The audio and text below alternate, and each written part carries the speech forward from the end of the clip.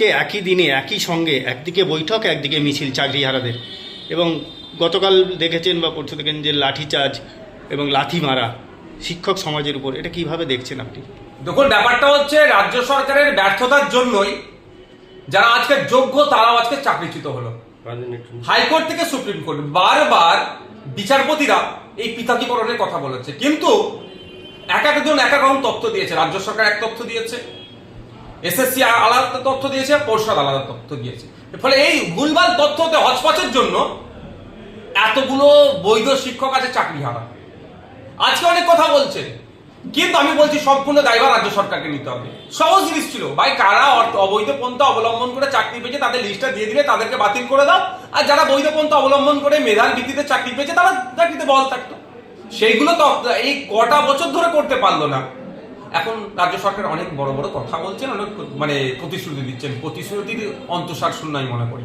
তার কয়েকদিনের মধ্যেই যখন কসবাই বা বিভিন্ন জায়গায় ডিআই অফিসে যখন এই বিষয়টা নিয়ে জানাতে যাচ্ছে, তাদের উপরে যেভাবে পুলিশ আক্রমণ নামিয়ে আনলো, একটা সুস্থ সমাজে এটা কোনোভাবেই কাঙ্ক্ষিত নয়। আরে এটা ভারতবর্ষ গণতান্ত্রিক রাষ্ট্র, এখানে ক্রিমিনালদের সাথেও যে এই আচরণ করা যায় না। এখানে জেল বলে আইন না, এখানে সংশোধনাগার বলা হচ্ছে। আর সেখানে একজন শিক্ষক, যারা জাতির মেরুদণ্ড বা সমাজের মেরুদণ্ড বলি আমরা, তাদেরকে যেভাবে আক্রমণ হলো, মারধর হলো, শুধু লাঠির ডান্ডা ভেঙে ফেলেছে এমন মারধর করেছে। এদের বিরুদ্ধে পুলিশ মন্ত্রী তথা মুখ্যমন্ত্রী কি ব্যবস্থা গ্রহণ করলো? কটা পুলিশকে শোকজ করেছে? কজনের বিরুদ্ধে ডিসিপ্লিনারি অ্যাকশন নিয়েছে? আমি জানতে চাই। ছাগলচোর গরুচোর ধরা পড়ে গেলে এরা বড় বড় করে এদের West Bengal police, Calcutta police তাদের পেজে লিখে দেয় যে এত জায়গায় একটা ছাগলচোর ধরা পড়েছে। আমি এই মর্মে জাস্ট বোঝানোর জন্য বলছি। তাহলে এদের বিরুদ্ধে যারা এই ধরনের শিক্ষকদের উপর আক্রমণ চালালো, তাদের বিরুদ্ধে কি ব্যবস্থা গ্রহণ করলো? লিখেছে তারা? এটা মেনে নেওয়া যায় না। আর এই আক্রমণ দেখে যারা এখনো চুপ করে আছে, যারা ভাবছেন যে তৃণমূল কংগ্রেস সাথে ন্যায় দেবে, আমি তাদের বলছি আপনাদের হয়তো মনে নাম্বার তাহলে এগিয়ে আসছে। আপনারা প্রতিবাদ সোচ্চার হন। যারা এই শিক্ষকদের উপরে আক্রমণ শুধু নয়, যারা শান্তিপূর্ণ কোনো মিছিলের ওপরে যে এই ধরনের বিভিন্ন জায়গায় পুলিশ আক্রমণ করে, এর বিরুদ্ধে আপনারাও সোচ্চার হন। না হলে আগামী দিনে আপনার নাম্বার আসছে, দেখবেন আপনার অন্যায় নয়, আপনার উপরে আবার পুলিশ আক্রমণ হবে। দেখতে পাচ্ছি তো, গাড়ি যাচ্ছে, সব কাগজপত্র ঠিক আছে, এত টাকা দিতে হবে, না দিলে মারধর করছে, আটকে রাখছে গাড়ি। এই ধরনের অহরহ ঘটনা ঘটছে। তাহলে আমাদেরকে সমাজের সকল স্তরের মানুষকে আসতে হবে, পুলিশটা কি জিনিস। পুলিশকে আমরা মাইনে দিয়ে রেখেছি, আমাদের ট্যাক্সের টাকা দিয়ে রেখেছি, সাথে শান্তি শৃঙ্খলটা তারা বজায় রাখতে পারে। ডিসিপ্লিন, ট্রাফিক থেকে শুরু করে এই বিষয়টা যেন তারা ঠিকঠাক দেখে। তারা আমাদের উপরে চড়ে বসছে, তারা আমাদের উপরে লাঠি চার্জ করছে, তারা আমাদেরকে আক্রমণ করছে, আমাদের নামে মিথ্যা মামলা দিচ্ছে। আমি ধরে নিচ্ছি ওখানে কিছু দু একজন টিচার হয়তো অন্যায় করেছে, আমি ধরে নিলাম, করেনি, তারপরে আমি বলছি তাহলে কি উচিত ছিল? ওই টিচারদের বিরুদ্ধে চিহ্নিত করে আইনত ব্যবস্থা নিয়ে, তা না করে সমস্ত টিচারদের উপর আক্রমণ। এবার যদি আমি উল্টো কথা বলি, অনেক যে আমরা দেখেছি তো পুলিশ অন্যায় করে, তাই কি সমস্ত পুলিশকে পাবলিক ধরে পিটাবে? এটা মেনে নেওয়া যাবে? সুষ্ঠু সমাজকে মান্যতা দেবে? যেমন এটাকে মান্যতা দেবে না পুলিশের উপর আক্রমণকে, পুলিশ অন্যায় করলো পুলিশের উপর আক্রমণ করাকে মান্যতা দেবে না, ঠিক একইভাবে টিচারদের উপরে যেভাবে আক্রমণ করেছে পুলিশ, এটাকেও মেনে নেওয়া যায় না। একটু বলে রাখি, মাননীয় মুখ্যমন্ত্রী পুলিশ মন্ত্রীকে, আমাদের কাছে ডেটা আছে, ইউনাইটেড নেশন বলছে 1 লক্ষ মানুষ থাকলে 221টা পুলিশ দিতে, আর আমাদের রাজ্যে 1 লক্ষ মানুষ পিছু মাত্র 97 থেকে 98টা পুলিশ আছে। আপনার ওয়েপেন শর্টেজ আছে, 75% ওয়েপেন শর্টেজ আছে আমাদের রাজ্যে। পুলিশ দিয়ে আমাদের ধমকানো চমকানো গণতান্ত্রিক আন্দোলনকে আপনাদের দলের লোকেরা চুরি করেছে। চুরি করার জন্য মেধাযুক্ত গুলো আজকে চাকরি হারা হয়েছে। আপনারা ডেটা ঠিকঠাক দেননি, আবার পুলিশকে দিয়ে মারধর করাচ্ছেন। এটাকে কিন্তু মেনে নেওয়া যাবে না। এটা অবিলম্বে যারা এই অন্যায় কাজের সাথে যুক্ত যে পুলিশ কর্মীগুলো ছিল, তাদের বিরুদ্ধে ব্যবস্থা গ্রহণ করুন, অন্যথায় কিন্তু এর জবাব আপনাদেরকে গণতান্ত্রিক প্রক্রিয়ায় পাবলিক দেবে, আমরাও দেব। আপনি বলছেন পুলিশ শর্টেজ আছে, সিভিক পুলিশ তো দিয়ে যাই দিয়েছে, যাতে অনেক শর্টেজ আছে। আমি ইউনাইটেড নেশনের যে রেকমেন্ডেশন সেটাকে সামনে রেখে বলছি। একটা সিভিক ভলেন্টিয়ার যারা আছে তাদেরকেও তো অন্যায়ভাবে কাজে লাগাচ্ছে। তা সিভিক ভলেন্টিয়ারদেরকে এরকম ল অ্যান্ড অর্ডার দেখার কোনো কাজে লাগানোর নিয়ম নাই। আজকে সিভিক ভলেন্টিয়ার দিয়ে পড়াচ্ছে, যখন ফেসে যাচ্ছে কারা হচ্ছে সিভিক ভলেন্টিয়ার গুলো। কদিন আগে দেখলেন না, বারাসাতে লরি দান করিয়ে টাকা তুলছিল। সিভিক ভলেন্টিয়ারদের ক্ষমতা আছে লরি দান করিয়ে টাকা নেওয়ার, তাদের ঊর্ধ্বতন অফিসার গুলো যদি না বলে। কিন্তু ছবি কার আসলো? সিভিক ভলেন্টিয়ারের। বলি বাঁকড়া কে হলো? Civic volunteer. সিভিক ভলেন্টিয়ারদের বলবো, আপনাদের কিন্তু ল অ্যান্ড অর্ডার দেখার দায়িত্ব নয়, হাইকোর্ট বারবার কথা নির্দেশ দিয়েছে। সুতরাং আপনারা যদি ওখানে গিয়ে হইয়াই করেন, পার্টিকুলার আপনাদের দেখে দেখে কিন্তু আগামী দিনে মামলা হবে, আপনাদের নাম ধরে ধরে হবে, আপনাদের তো দপ্তর কিন্তু আপনাদের বাঁচাতে পারবে না।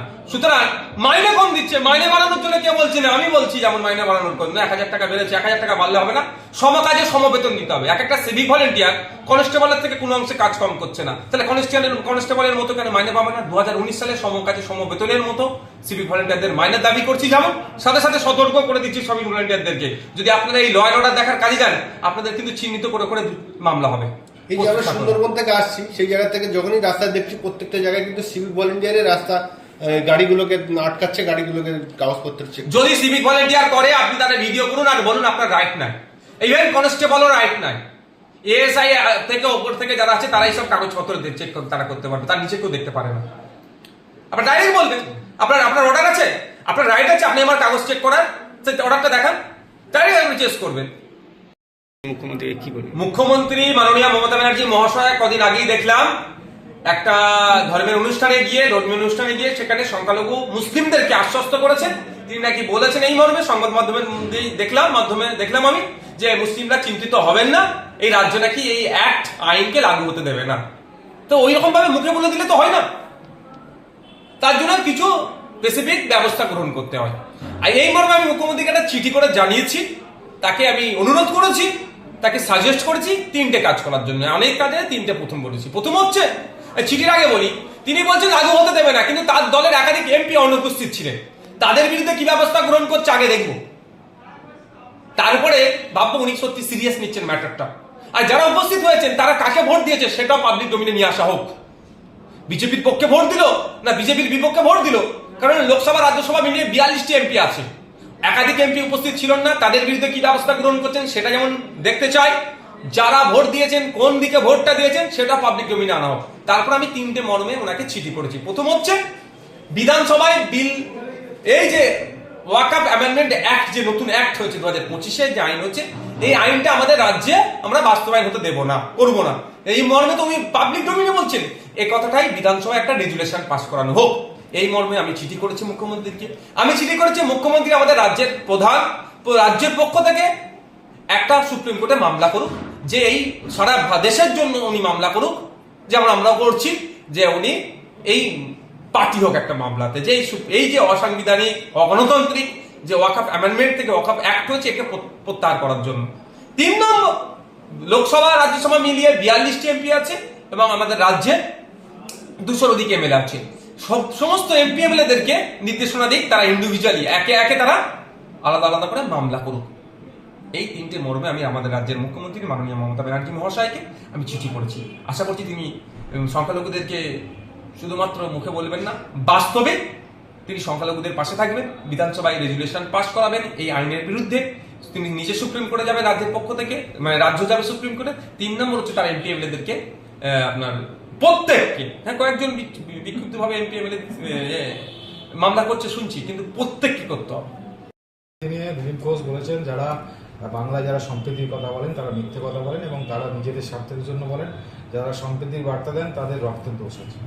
বাংলার কথা বাদ দিলাম, কদিন আগেই মুসলিম ধর্মের ধর্মীয় অনুষ্ঠান পবিত্র ঈদ উল ফিতর গিয়েছে, যে বাংলাদেশে দিলীপ ঘোষদের ভাষায় হিন্দুদেরকে নাকি কেন অত্যাচার হচ্ছে, মেরে ফেলছে, কেটে ফেলছে, দিলীপ ঘোষদের ভাষায়, শুভেন্দু অধিকারীদের ভাষায়, সেই বাংলাদেশের ইন্টেরিয়াম গভর্নমেন্টের যিনি চিফ আছেন ডক্টর ইউনিস সাহেবকে ঈদের শুভেচ্ছা দিয়ে সম্প্রীতি তিনি বার্তা পাঠিয়েছেন কে? আমাদের দেশের প্রধানমন্ত্রী তথা বিজেপির একজন অন্যতম শীর্ষ নেতৃত্ব। তাহলে রক্তের দোষ কার আছে, কি আছে, বাংলাটা বাদই দেন না, তাদের শীর্ষ নেতৃত্বদেরকে জিজ্ঞাসা করুন। তাহলে দিলীপ ঘোষ মহাশয়দের কাছে কোনো আর ইস্যু নাই, এই হিন্দু মুসলমান করতে হবে, সম্প্রীতি কিভাবে নষ্ট হয় সেটা করতে হবে, ঐক্য কিভাবে বিনষ্ট হয় সেই নিয়ে দেখবেন এরা বেশি পড়ে আছে। কিন্তু এরা দীর্ঘদিন ধরে এমপি আছেন, এমএলএ আছেন, কেন্দ্রীয় রাজ্য সরকার দিচ্ছে না ডেভেলপমেন্টের জন্য, সেটা আমিও সাফার করছি, আমিও প্রতিবাদ করছি, কিন্তু আমার সাথে তার কেন্দ্র সরকার নাই, আমার দলের তো কেন্দ্র সরকার চলছে না, এদের দলের দিলীপ ঘোষদের দলের কেন্দ্র সরকার চলছে। কেন এমস আর একটা নিয়ে আসতে পারলো না? একটা এমস আনছে, সেটা তো আপনার রায়গঞ্জে ছিল, রায়গঞ্জটা এখন উঠে এসে কল্যাণীতে হলো, রায়গঞ্জে একটা এমস নিয়ে আসতে পারতো, কেন্দ্রীয় বিশ্ববিদ্যালয়, কেন্দ্রীয় ফান্ডের বিভিন্ন project, agriculture related project, education related project, health related project, এত তো আছে, কই নিয়ে এসে বাস্তবায়ন করছে না কেন? ব্যর্থ হয়েছে। এই ব্যর্থতা ঢাকার জন্য হিন্দু মুসলমান করতে হবে, আর এই সম্প্রীতি ঐক্য বলে গুলিয়ে গালিয়ে দিয়ে মানুষকে বিভ্রান্তের মধ্যে রাখতে হবে। 2026 সালে মানুষ প্রস্তুত নিয়ে নিয়েছে এখন থেকে এই তৃণমূল বিজেপির বাইনারি ভাঙবে, তৃণমূল বিজেপিকে বাংলা থেকে শূন্য করবে। এর এই প্রতিবাদে আপনারা কি রাস্তায় নামছেন আইএসএফ এর তরফ থেকে? অবশ্যই ইন্ডিয়ান সেকুলার ফ্রন্ট ডে 1 থেকে, যখন ওয়াকফ সংশোধনী বিল ছিল তখন প্রতিবাদ করেছে। আমাদের 21শে জানুয়ারি পার্টির প্রতিষ্ঠা দিবসটা বিভিন্ন ইস্যু নিয়ে হয়েছিল, তার মধ্যে অন্যতম একটা ইস্যু ছিল এই ওয়াকফ সংশোধনী বিলকে প্রত্যাহার। এখন সংশোধনী বিল থেকে এখন সংশোধনী আইনে পরিণত হয়েছে। এই আইনের বিরুদ্ধে আমরা মাঠে ময়দানে আছি, আইনি লড়াইয়ে আছি, সাথে সাথে মাঠে ময়দানে লড়াই করছি। আগামী 14 তারিখে অর্থাৎ আগামী সোমবার কলকাতার শিয়ালদা থেকে বাবা সাহেব আম্বেদকর স্ট্যাচু পর্যন্ত, ধর্মতলার পথে বাবা সাহেব আম্বেদকর স্ট্যাচু পর্যন্ত আমাদের একটা ওয়াকফ আইন প্রত্যাহারের জন্য একটা মহামিছিল হবে। বাবা সাহেব আম্বেদকরের জন্মদিনটাকে আমরা এই জন্যই বেছে নিলাম, বাবা সাহেব আম্বেদকর আর সংবিধান আমরা আলাদা করতে পারি না। বাবা সাহেব আম্বেদকরের নেতৃত্বে যে আমরা সংবিধান পেয়েছি, সেই সংবিধানের উপরে আঘাত দিচ্ছে এই ওয়াকফ নতুন যে সংশোধনী আইনটা এনেছে। তো সুতরাং সংবিধানের উপর আঘাত দিচ্ছে, আবার বাবা সাহেব আম্বেদকরের জন্মদিন, দুটোকে সামনে রেখে আমরা এই প্রতিবাদ সংগঠিত করব গণতান্ত্রিক প্রক্রিয়া থেকে।